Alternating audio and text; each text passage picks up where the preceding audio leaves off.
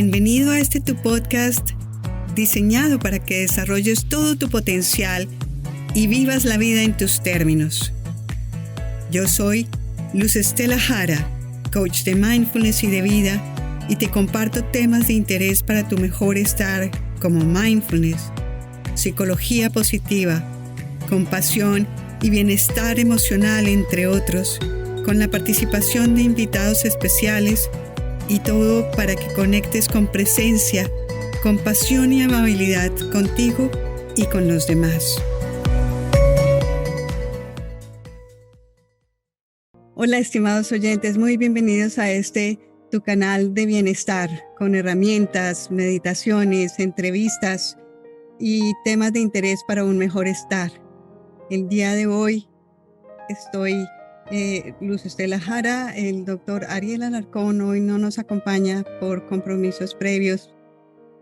Nuestra invitada de hoy es Flori Ruhr, una gran amiga, una gran persona, excelente profesional. Muchas gracias, Flori, por aceptar nuevamente esta invitación. Muchas gracias por tenerme acá y un saludo para ti y para todos los que nos escuchan hoy. Y te quiero decir de que yo aprecio mucho el proyecto que tú estás haciendo porque es para traer bienestar personal, y sabemos de que el bienestar personal después se transforma en bienestar de nuestras familias y de nuestras comunidades, y es muy importante. Muchísimas gracias, muchísimas gracias.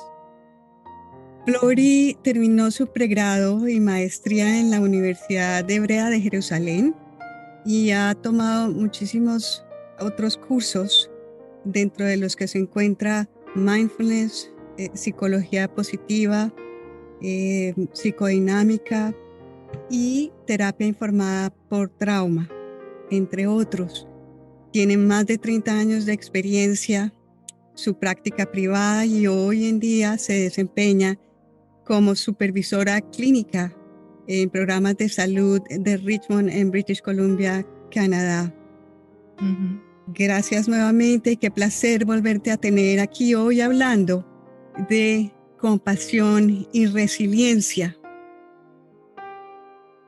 ¿Qué interés y cómo es que te conectas con estos temas de compasión y resiliencia? Uh-huh. Sí, para mí es un tema que es tan importante. Siempre que yo veo personas y que vi personas en mi práctica, yo me pregunto cómo es de que hay veces vemos dos personas en que pasaron experiencias similares, y una sucumbe a la tragedia. Conocemos que hay depresión, que hay uso de sustancia, suicidios o personas de que dejan de vivir totalmente, y otras personas sobreviven y hasta florecen y son capaces de recoger los pedazos de la tragedia tan inmensa que les pasó y crear algo que quizás es distinto a lo que había antes, pero lograron salir de eso y funcionar en la vida.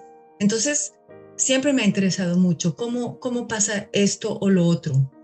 Justo esta semana, en enero 27, se recordó el Día Internacional de Memoria de las Víctimas del Holocausto. Y entonces quiero contar el cuento de lo que que me contó la hija de la amiga de mi hija, pero también la experiencia de lo que pasó.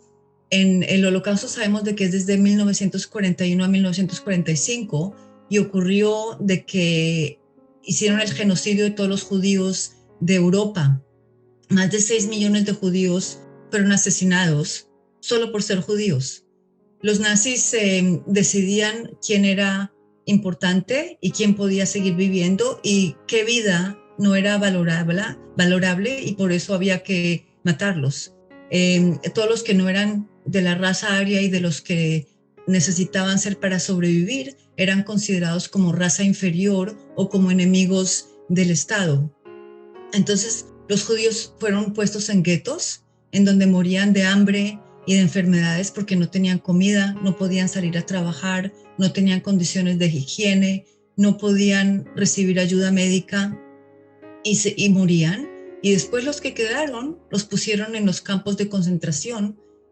La idea era matar cuantos más se pudiera y más rápido, y ese era el grupo que ellos querían matar y eliminar. Entonces, en ese día que estábamos haciendo la conmemoración del Holocausto, la amiga de mi hija, Lisa, nos contó sobre su abuela, que ella hoy por hoy vive en Israel. Es viejita, pero todavía está ahí.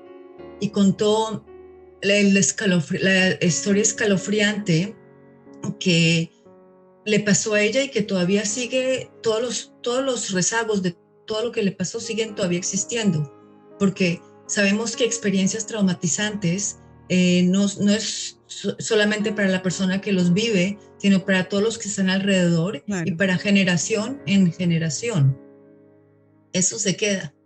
Entonces, su abuelita, quien ella adora, tenía una hermana gemela y una mamá y un papá. A todos ellos, cuando la señora era chiquita, los pusieron en un gueto. Y en el gueto, que no había comida, ellos vieron cómo los padres trataban de ahorrar comida para sí mismos para dárselos a las dos niñas. Y vieron cómo sus padres se iban desintegrando.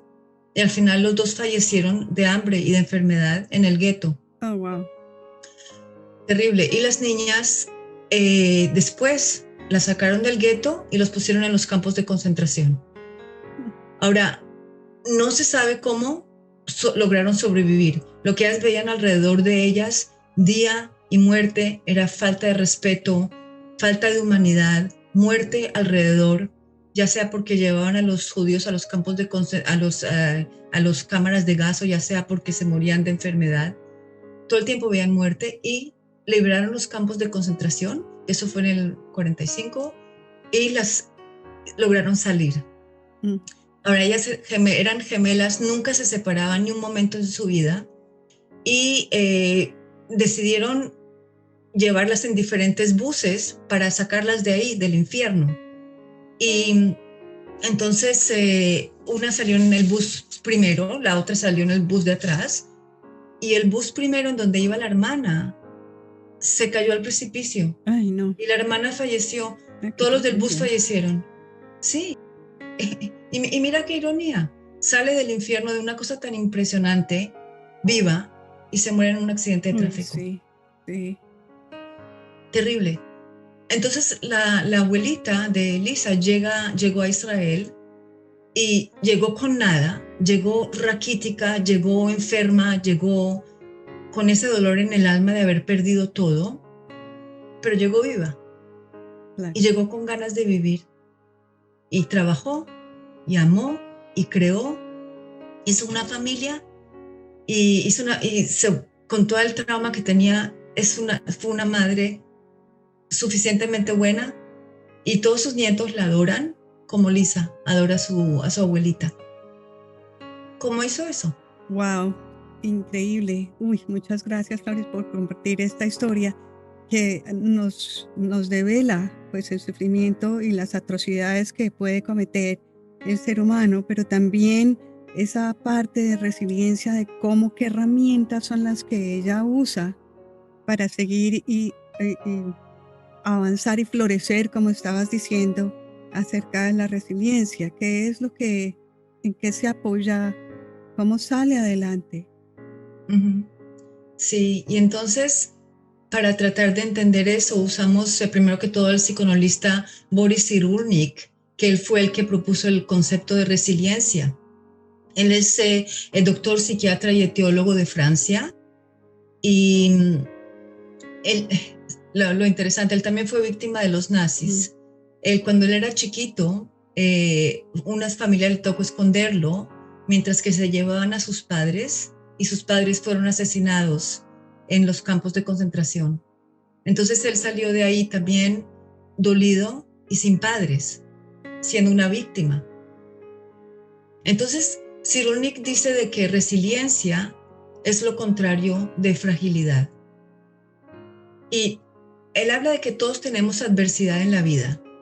Afortunadamente no todas son cosas tan terriblemente espantosas como las que mencionamos antes, pero todos tenemos pérdidas. tenemos pérdidas de alguien que amamos, tenemos pérdidas de salud, tenemos pérdidas de dinero.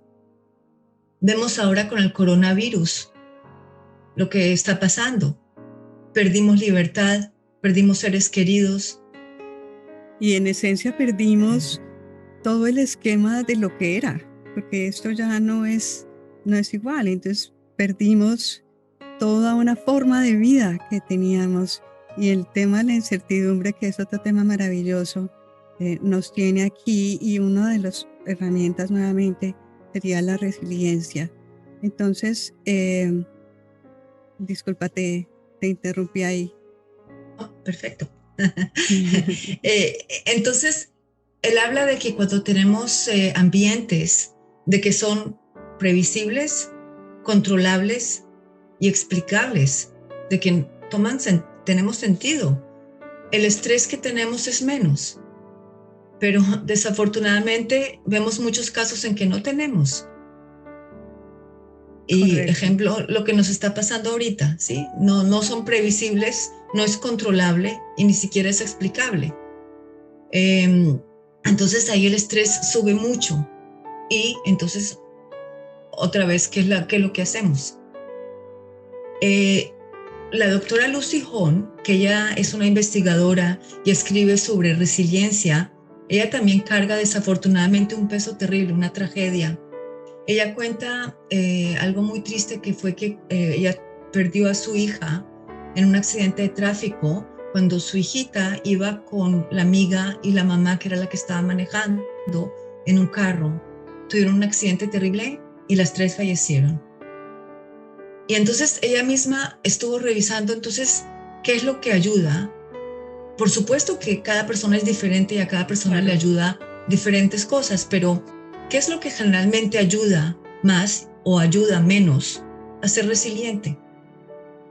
Entonces, el punto número 1 de ella es de que personas con resiliencia saben de que el sufrimiento es parte de la vida humana. Ellas saben de que cosas malas ocurren también a gente buena, y también a gente de que se preparó, y gente que trata y que vive una vida higiénica y planeada y buena, pero también a ellos les puede pasar cosas malas, porque es parte de la vida.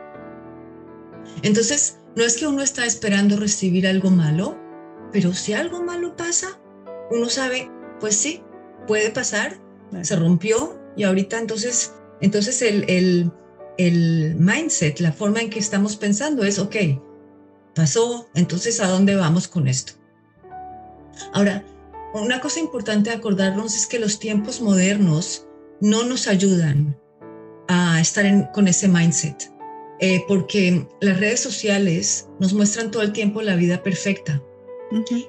La vida perfecta en que todos comemos cosas deliciosas, paseamos, hay amor, salimos, hacemos cosas deliciosas, y entonces uno piensa, mi vida no es lejísimo de ser tan perfecta. Entonces uno se siente inclusive peor, porque parece tanta discrepancia entre lo que uno ve y lo que uno está sintiendo. Pero sabemos que la vida de nadie es perfecta, y podemos tener momentos perfectos, pero no vida perfecta. Entonces ese es el punto número 1, saber de que el sufrimiento es parte de la vida.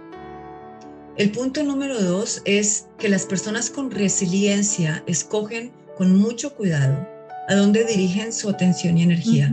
Muy importante eso. Sí, y esa es una técnica que tú hablas de eso, que es la técnica del mindfulness. Mindfulness es un término que ahora está más conocido en el mundo.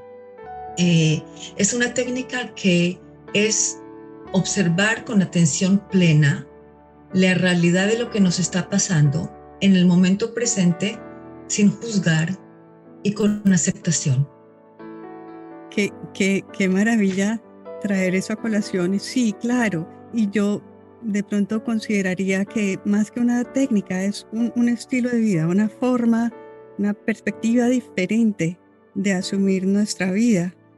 Y eso es lo que nos abre la conciencia de lo que está pasando para poder tomar la perspectiva y tener la capacidad y la fortaleza en un momento dado de afrontar las cosas tal y como nos llegan. Uh-huh. Sí. Lo lindo, solamente, Luz, de llamarlo técnica, puede ser de que ahí está, de que se puede aprender. Ah, perfecto. Sí, claro. Porque hay gente que somos, hay gente que no somos, pero entonces se puede aprender. Y eso a mí, esa parte me gusta mucho, de saber de que para poder ser más resiliente o más mindful, todo eso se puede aprender. De acuerdo. Sí. Las personas resilientes se enfocan en las cosas que pueden cambiar y en las cosas que les ayudan, y dejan de enfocarse en las cosas en que les ayuda menos. Ahora, lo que tú dijiste antes, en el mindfulness toca primero hacer como un scan: qué es lo que estoy sintiendo, qué es lo que estoy pensando, qué es lo que estoy haciendo, y qué me ayuda más y qué me ayuda menos. Porque, como hablamos, cada persona es diferente, entonces es importante ver qué a mí me ayuda, a dónde quiero llegar y qué es lo que necesito. Entonces, todo eso ayuda como a activar procesos que promueven la habilidad de protegerse a sí mismo de las cosas que nos están ocurriendo. Otro punto es de aceptar, de también ver de que hay cosas buenas, inclusive después de tragedias terribles. Entonces, se perdió mucho, pero no se perdió todo. Nuestra sociedad actual tiene la tendencia de aferrarse a lo malo y de olvidar lo bueno, haciendo más difícil nuestra existencia. Nosotros andamos todo el tiempo percibiendo señales como algo que nos ataca a nosotros. Todos los estímulos, muchos de los estímulos externos los recibimos como señales de peligro. Entonces andamos todo el tiempo en estrés y a la defensiva. La gente resiliente tiene la capacidad de ver lo malo, tiene la capacidad de ver el peligro, que es muy importante, pero también tiene la capacidad de ver lo bueno y lo positivo. Y aquí lo importante es no perder lo que tienes por la pérdida que tuviste. De acuerdo, qué es lo que se tiene y tratar de enfocar en lo que sí hay. Y eso que tú acabas de mencionar es muy importante. Sí, es tener también conciencia de que nuestro sistema de defensa no ha evolucionado mucho y todavía se nos estimula ese mecanismo de estrés con cosas que no son de sobrevivencia, que no es el tigre que nos está persiguiendo, sino puede ser el tráfico, o puede ser que nos van a echar el trabajo, o inclusive la situación en la que estamos viviendo de incertidumbre nos genera ese estrés. Y entonces lo complicado ahí es que al activarse ese mecanismo de estrés nos disminuye nuestras capacidades funcionales de solución de problema, de tomar responsabilidad de las respuestas que nosotros damos, de la misma fuerza de voluntad que es de nuestra parte prefrontal. Entonces, qué importante es tener conciencia que nos enfocamos mucho en las cosas negativas para podernos dar cuenta y, a propósito, enfocar todas nuestras baterías, nuestra energía a lo que sí nos hace bien. Uh-huh. Sí. Y así como la abuela Elisa en la historia que contamos antes, ella perdió sus padres, su hermana gemela, su salud, la confianza de justicia y de humanidad, su respeto, perdió todo, pero ella no perdió la vida. Y ella creó toda una vida, y la vida de hijos y la vida de nietos sobre esas ruinas tan dolorosas. Sí, increíble, ¿no? Increíble. Y tú, digamos, ya te hago una pregunta personal. Tú como judía, ¿qué parte de la compasión y de la resiliencia sacas hoy en día? Porque como tú estabas diciendo antes, esto se va de generación en generación. ¿Cómo se puede sanar un poco con estas herramientas de compasión, de poder entender, y también empatía, podríamos meter el concepto aquí, y de resiliencia? Sí, entonces yo pienso que todas esas cosas de que estamos mencionando ahorita, de que el sufrimiento es parte humana, de mindfulness, de ira y de gratitud, es es lo que puede ayudar a sobrevivir todas esas cosas tan terribles. Y eso es lo que vemos en personas que lo lograron. Entonces, mencionemos más porque yo pienso que eso es lo que yo uso. Sí acordar lo que quedó, cómo agradecer lo que sí quedó y cómo construir encima de eso. Entonces, aquí prácticas de gratitud serían las que ayudaran. Se pierde tanto, pero afortunadamente algo queda y entonces hay que buscarlo y hay que agrandarlo y hay que apreciarlo y hay que saber construir encima de él. Y eso son prácticas de buscar algo intencional que pasa y que nos puede ayudar. Y también sabes de que estás preguntando como judía y todo lo que les pasó a los judíos, que muchos se pueden ver que están viviendo ahorita en Israel y que lograron sacar todo este país construido en trauma y construido en lágrimas. Y una de las cosas es también aceptar lo bueno, porque hay veces de que uno pierde tanto que uno siente que lo que hay que hacer es echarse a morir, pero no, es también perdonarse y decir, ok, también puedo aceptar lo bueno. Ahora, hay otra cosa que Dr. Han Tok habla, de que es sobre devolvernos el control, porque ahí cuando pasan cosas tan horribles como las que mencionamos, uno pierde el control, porque fue gente haciéndole a uno cosas que uno no se trajo, uno no hizo nada para que le pase eso a uno. Entonces, para incrementar la resiliencia y devolvernos el control, es preguntándonos lo que yo estoy haciendo, pensando y sintiendo, ¿me ayuda o me daña? Uh-huh, uh-huh. Y ese sistema me gusta mucho porque es todo el tiempo estarme escaneando, ¿sí? Estar mirando qué es lo que me está pasando, qué estoy pensando en este momento, qué estoy sintiendo, qué estoy haciendo, ¿me sirve o no me sirve? Y tratar de retomar pensamientos, sentimientos y acciones que me ayuden y tratar de dejar a un lado los que no me están ayudando.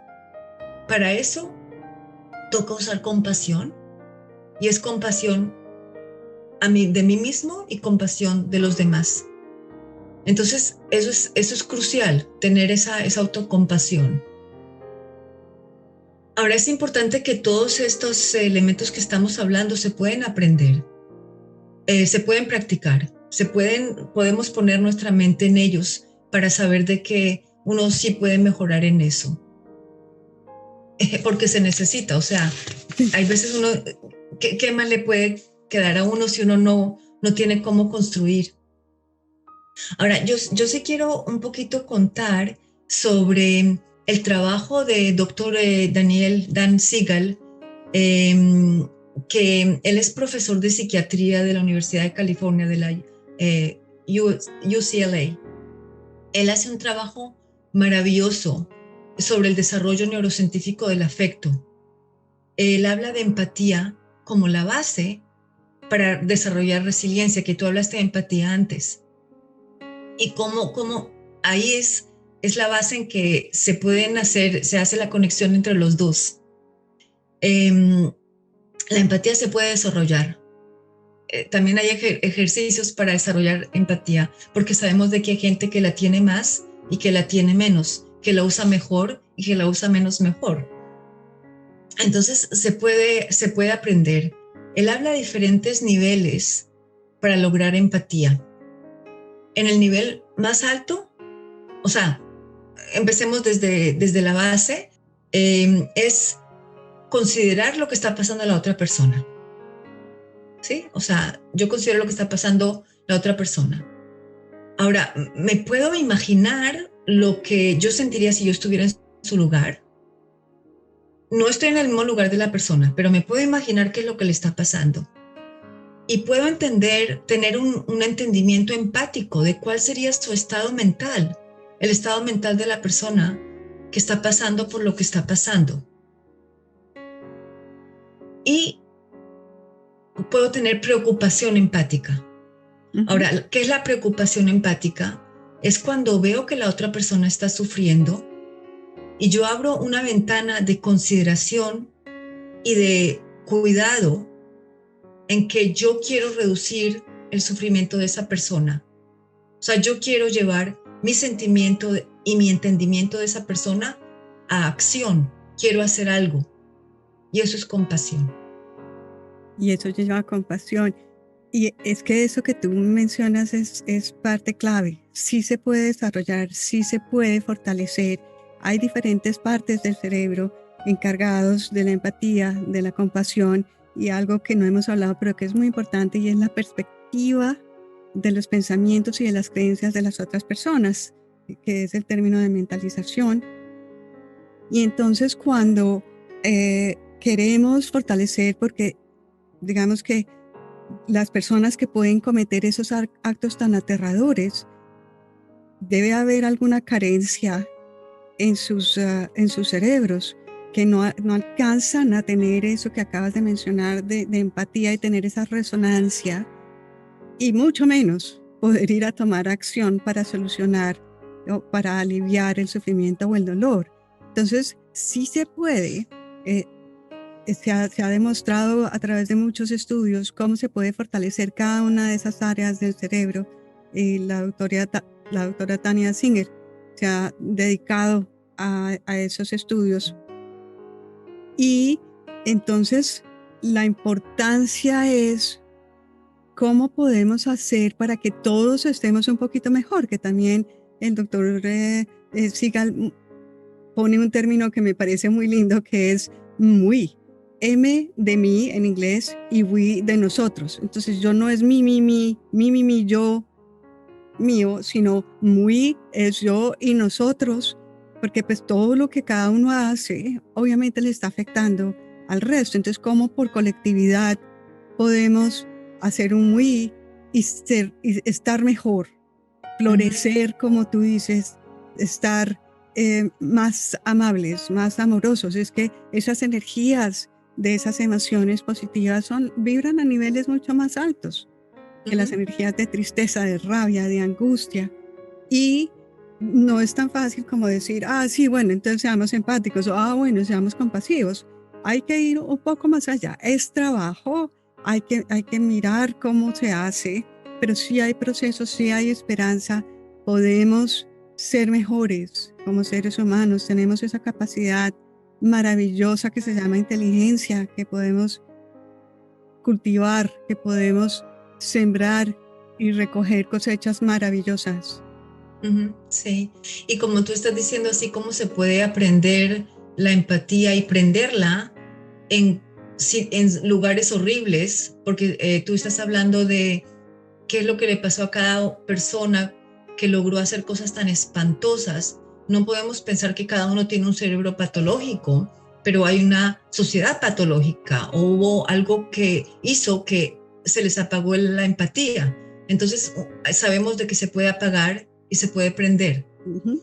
Y entonces el doctor Sigal habla de incrementar la resiliencia, y él nombra 3 cosas, que uno son las prácticas internas, que es lo que hablamos de antes, la compasión, el mindfulness, la gratitud, la ciencia de que son las cosas biológicas que nuestra amígdala necesita para poder volver otra vez a nivelarse y para mejorar, y la acción externa. O sea, no solamente estamos hablando de la compasión, no solamente podemos, resiliencia y compasión, ¿sí? No solamente podemos ser muy entendedores de lo que le está pasando a la otra persona, pero tenemos que hacer también algo al respecto, ¿sí? Que es inclusive, si volvemos al cuento del Holocausto, ¿dónde estaba el resto del mundo y dónde estaban todos los pueblos que vieron lo que le estaban haciendo a tanta gente y permitieron que eso pasaba?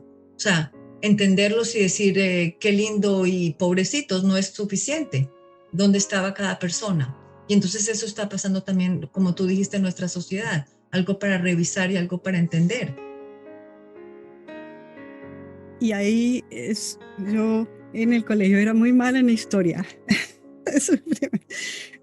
No le veía mucho sentido, pero hoy sí que se lo veo, para poder entender cómo es que todas estas situaciones pasan y cómo estamos viviendo lo que estamos viviendo con muchas partes en el mundo.